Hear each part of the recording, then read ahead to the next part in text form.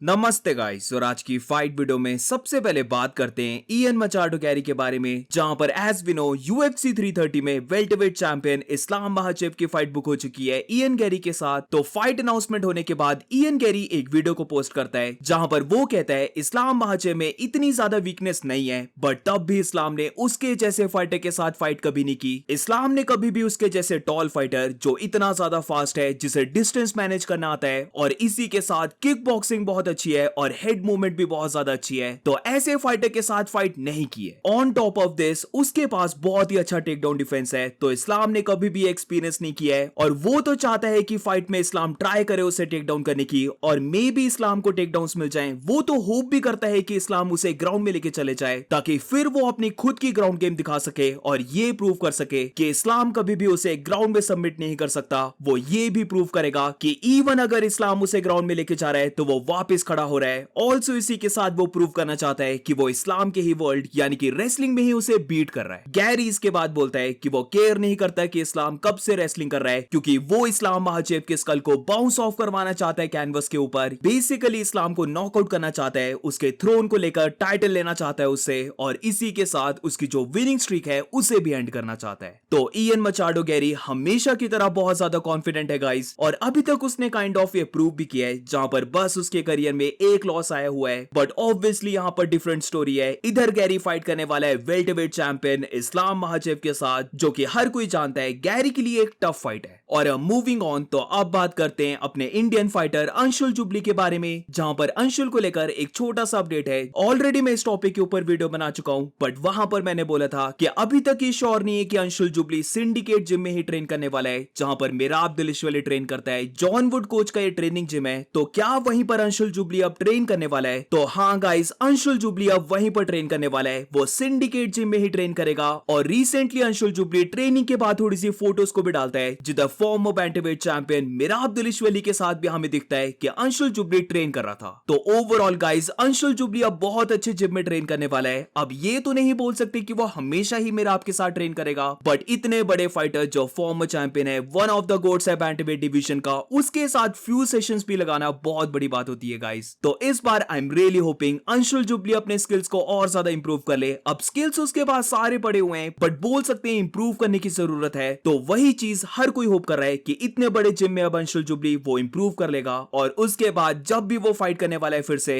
तो होपफुली वहां पर हमें विन मिले। और अब मूविंग ऑन, तो कल एक बहुत बड़ी फाइट बुक होती है, जहां पर former middleweight champion Dricus du Plessis की फाइट होने वाली है former welterweight champion Kamaru Usman के साथ। काफी टाइम से ये रूमर चला हुआ था कि ड्रीकस की फाइट उस्मान के साथ होने वाली है, और अब फाइनली ये फाइट बुक हो चुकी है, जहां पर कमारू उस्मान ऑफिशियली अब वेल्टरवेट से मिडलवेट डिवीजन में जा चुका है। और तुम बोल सकते हो ये दोनों के लिए ही बहुत ज्यादा इंपॉर्टेंट और काफी टफ फाइट है, जहां पर ड्रीकस डू प्लेसी एक ट्रू मिडलवेट फाइटर है, बट कमारू उस्मान की भी बात करें तो जो उसने शॉर्ट नोटिस में हामजा चिमाएव के साथ फाइट की थी, हर कोई वो देखकर बहुत ज्यादा इंप्रेस हुआ था। तो लेट्स सी गाइस, अब कमारू उस्मान ऑफिशियली आ चुका है 185 पाउंड्स में, तो देखते हैं कि वो कैसा दिखता है। ऑब्वियसली यहां पर फाइट में जो मेन चीज रहने वाली है वो है रेसलिंग, जहां पर कमारू उस्मान एक बहुत अच्छा रेसलर है। जो उसने last fight walk in Buckley के साथ की थी, वहां पर बोल सकते हैं रेसलिंग से ही वो विन करता है। Whereas on the other hand, हमने लास्ट ही फाइट में ड्रिकस को देखा कि हामजा चिमाएव उसे पूरे 5 राउंड्स ग्राउंड में लेके जाता है और वहीं पर होल्ड करता है। तो क्या यहां पर उस्मान सेम जो हम साथ ने किया था वो डीडीपी के साथ कर सकता है, या फिर ड्रीकस डू प्लेसी चेंज करने वाला है चीजों को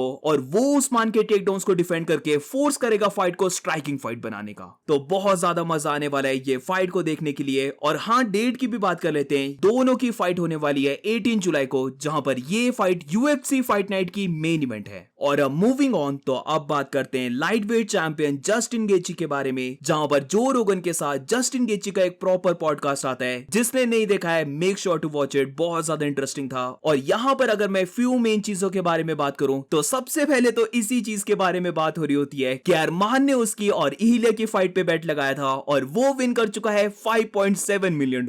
अब जो रोगन जस्टिन को बोलता है कि जैसे अरमान ने बोला था कि वो उसे ट्रक दे देगा, तो वो रियली चाहता है कि वो अरमान से ट्रक को ले ले, बट जस्टिन गेची मना कर देता है। वो ये गिफ्ट लेने से कंप्लीटली मना कर देता है और इसीलिए उसके बाद जो अरमान सरूकियन ने स्ट्रीम डाली है वहां पर अरमान सरूकियन अब्यूज करने लग पड़ता है जस्टिन को। वो फक यू बोल रहा होता है, बिच बोल रहा होता है जस्टिन को कि उसने उसकी गिफ्ट को मना कर दिया। वो इतने ज्यादा पोलाइट वे से उसे गिफ्ट दे रहा था पर जस्टिन गेची गिफ्ट लेने से मना कर देता है। तो अरमान कहता है फाइट में वो वेट नहीं कर सकता जस्टिन के एस को वुप करने के लिए, जहां पर वो कितना बड़ा बुलशिट गाय है कि उसने उसकी गिफ्ट को एक्सेप्ट नहीं किया। आई मीन ये जस्टिन की मर्जी नहीं है कि वो गिफ्ट को लेना चाहता है या फिर नहीं लेना चाहता है। अरमान कैसे फोर्स कर सकता है जस्टिन को कि अब उसे ट्रक लेना ही पड़ेगा। एनीवेज इसके बाद जस्टिन गेची का जो सबसे बड़ा टॉपिक है उसको लेकर बात करते हैं, जहां पर हर किसी को पता है जैसे ही जस्टिन गेची ने इलिया टुपुरे को बीट किया और फाइनली वो बन जाता है अनडिस्प्यूटेड लाइटवेट चैंपियन, तो काफी लोग ये बोल रहे थे कि ये राइट टाइम है उसका रिटायर होने का। जहां पर जस्टिन ने हर कुछ अचीव कर लिया, वो बीएमएफ चैंपियन भी बन गया, इंटरम चैंपियन वो 2 बार बन गया और अब तो वो एक रियल चैंपियन बन चुका है। तो जो रोगन इस टॉपिक को भी ले आता है कि क्या वो रिटायर होने वाला है, तो जस्टिन गेची यहां पर कंफर्म कर देता है कि वो रिटायर नहीं होने वाला है। वो प्लान कर रहा है कि वो फिर से फाइट करे और उसके अंदर से अभी तक कोई भी आवाज नहीं आई है कि उसे रिटायरमेंट ले लेनी चाहिए। अब जस्टिन ने मन तो बना लिया है कि वो फिर से फाइट करेगा, बट किसके साथ उसकी नेक्स्ट फाइट होगी? क्या वो इलिया टुपुरे का रीमैच रहने वाला है या फिर अरमान सरूकियन के साथ फाइट रहने वाली है? तो यहाँ पर जस्टिन गेची दोनों ही फाइट्स को मना कर देता है। जहां पर इलिया के साथ रीमैच को वो स्ट्रेट वे बोल देता है कि ये कभी नहीं होने वाला है, वो इलिया को इमीडिएट रीमैच कभी नहीं देगा। उसने फाइट में इलिया को स्टूल पर क्विट करवा दिया, तो फिर इलिया टुपुरे के साथ वो रीमैच क्यों करे? इसके बाद जब अरमान का नाम आता है तो यहाँ पर जस्टिन वंस अगेन नो बोल देता है, बट उसी के बाद फिर ये भी कहता है कि अभी उसका कोई भी ओपोनेंट माइंड में नहीं है कि वो किसके साथ फाइट करेगा। तो अगर तो यही रहता है कि ना तो इलिया के साथ रीमैच ना तो अरमान सरूकियन के साथ फाइट, तो फिर तो गाइस बस एक फाइटर बचता है जिसके साथ जस्टिन गेची की नेक्स्ट फाइट हो सकती है। एंड वी ऑल नो कि ये कौन फाइटर है? Current BMF champion, farmer lightweight champion और जस्टिन गेची को बीट करने वाला फाइटर, यानी कि ड्रू ब्रॉन्क्स चार्ल्स ओलिवेरा के साथ जस्टिन गेची की नेक्स्ट फाइट हो सकती है। अब अगर मैं पर्सनल वे से और बायस्ड वे से देखूं तो मैं तो लव कर रहा हूं कि चार्ल्स ओलिवेरा को नेक्स्ट टाइटल शॉट मिले।